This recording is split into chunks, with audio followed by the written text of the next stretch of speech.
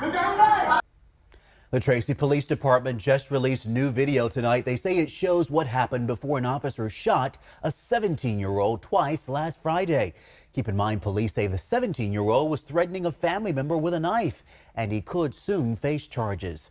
Good evening, I'm Chris Thomas. I'm Laura Painter. The teen is expected to survive his injuries, while the officer remains on leave as the investigation is underway and questions remain. We do have a warning tonight. The video can be disturbing and traumatizing, but we feel it helps provide more context to exactly what happened on Friday. ABC 10's Luke Clary is live in the studio right now. And Luke, you just got back from Tracy. Tell us what you've learned. Well, I'll tell you this, Laura. This case involves a family from Afghanistan, and so it has raised a number of questions among the local Islamic community. The Tracy Police Chief said that he wanted to answer some of those questions tonight, and so the department released portions of an initial 911 call, some video from a neighbor's Ring camera, and some of the body-worn camera video that you're about to see here. Right there. An officer's snap decision caught on camera when faced with a 17-year-old with a knife who doesn't comply with commands to drop it.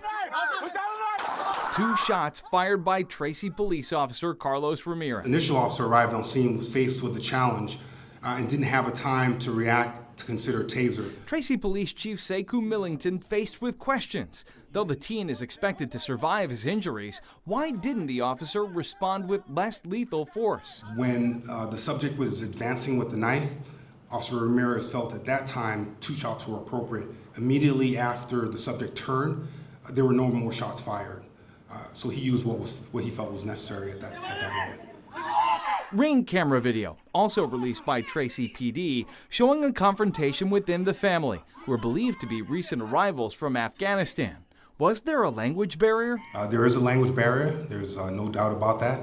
I think the universal language of uniform, police car, weapon drawn, no matter where you're from, is understood.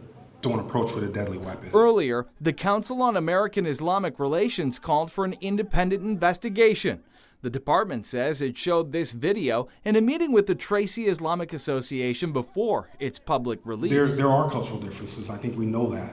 I think we have to explore those differences and figure out how do we bridge those gaps. It is my understanding that him and his family do attend that mosque as well. Amir Abushi is a member of the local Muslim community who has met a member of the family in these videos.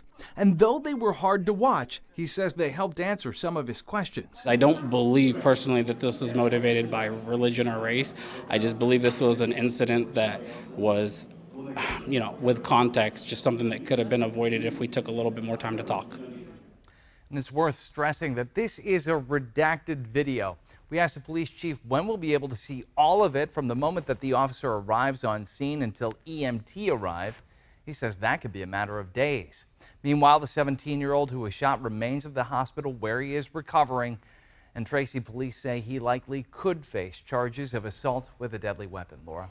Yeah, and Luke, the officer involved, remains on leave tonight as that investigation continues. Luke, thank you.